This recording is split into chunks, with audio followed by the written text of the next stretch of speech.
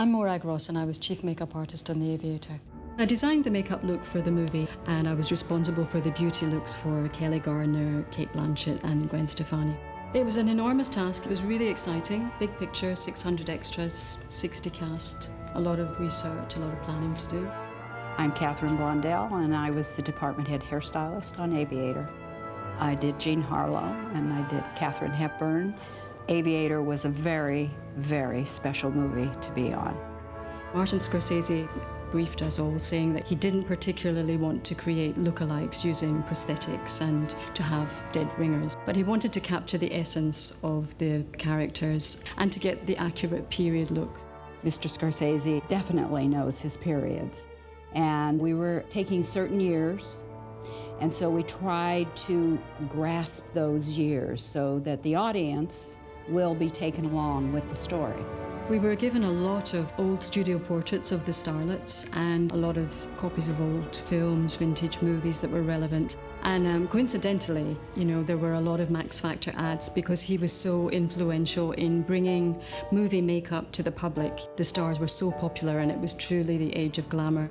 Max Factor was the original makeup artist to the movie stars in Hollywood. For instance, Jean Harlow was brought to him as an aspiring starlet, and the studio said to him, create a look for this young starlet. We want to make her a sensational star.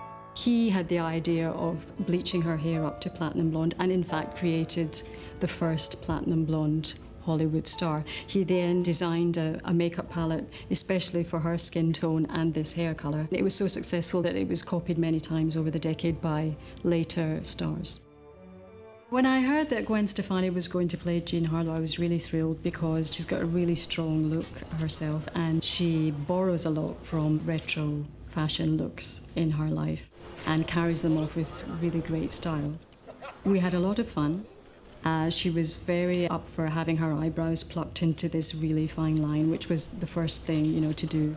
The eyes for Jean Harlow were very particular. They were wide-awake baby doll eyes, very much about the lashes. I used a little bit of eyeliner and some dark, smoky eyeshadow, but the focus was definitely on the eyelashes. And if you use mascara on the top and the bottom lashes, it lifts the lashes away from the eyelid, up towards the eyebrows. You're going to get this wide-awake, very pretty baby doll eye look. We had the little Cupid bow lips to do, which looked exactly like a little Cupid's bow, and that's a very different look for Gwen.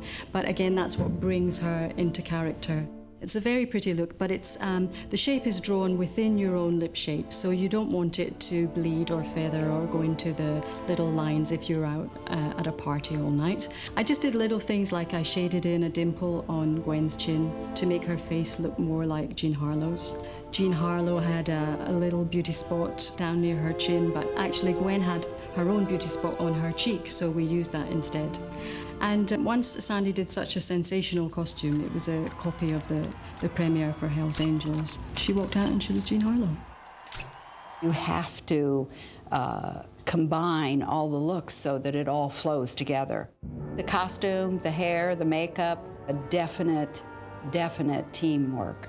The styles of the 20s and the 30s is a very tight head, finger waves, pin curls, and you really can't do it in a modern way.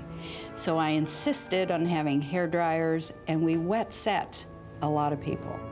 Well, Katharine Hepburn appeared over maybe 17, 18 years in the movie. And I think the early 40s, I think, is the height of the Katharine Hepburn look. When I first thought about Katharine Hepburn's look and what I was going to do to try to recreate it, I realised I was thinking about her in black and white.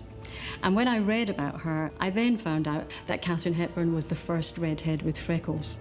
Kate Blanchett very much wanted that to be included as part of Katharine Hepburn's character.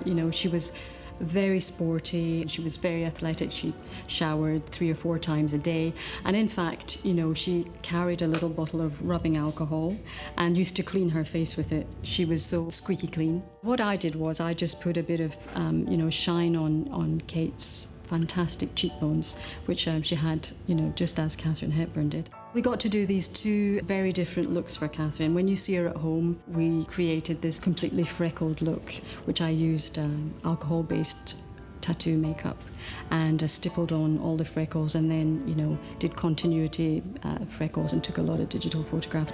And then for the red carpet, for premieres, public functions, she has the complete period makeup look, complete opposite really. Kate Blanchett, she doesn't look exactly like Katharine Hepburn, but she's very strong, you know, she's got a great frame, she's very long and lean, and you think, yes, she could definitely play Katharine Hepburn. For me, I think Ava Gardner was probably the most beautiful woman of that time. She was a real siren, I think, in the 40s. She had amazing, naturally arched eyebrows. I think they were very questioning, very sexy and alluring. She had a very full mouth, and matte red lips were very important for the period. As the decades advanced, the lips actually got wider, they got bigger, the mouths got fuller. It was a big movie for me, and I think when I started, I didn't really realize how much it would wind up meaning. I wound up with a great team of people, and of course, makeup, hair, wardrobe people, and it was really wonderful to work on, and it was satisfying to walk on a set and see it. When we were doing all the big scenes, we had about 500 or 600 extras, and then we had the main cast as well. When eventually we filled Coconut Grove and the music was playing and Marty said action, it was a huge sense of satisfaction, and it did actually feel like we were going back in time. It was very glamorous. It'd be really interesting to see if the Aviator has an effect on street fashion. Generally, fashion seems to be imitating the screen goddesses of the 40s. A lot of the clothes at the moment have got a real take on the 1940s. We've got more tapered skirts, we've got the great platform shoes of the 40s and the baby doll courts. It's very feminine, like legs are in, heels are in, and it really, the whole look seems to be imitating vintage glamour. I think if you put a 40s hairstyle on anyone, they would look glamorous. I'm glad to see that they're dressing hair a little bit more now. Maybe glamour is coming back. I think people are getting more interested in how they look. I think the 1940s makeup was the epitome of glamour for women. The 1940s, very easy to wear. It's adaptable to most contemporary faces. It's very feminine. It's a very strong image. It emphasized the eyes, it emphasized the lips. It made the most of the features, you know. The mouth was the shape of a mouth, but it was slightly more prominent. It was very sexy, a very full mouth. And I think it made the women look really strong and really sure of themselves, but very attractive. It's a very attractive look.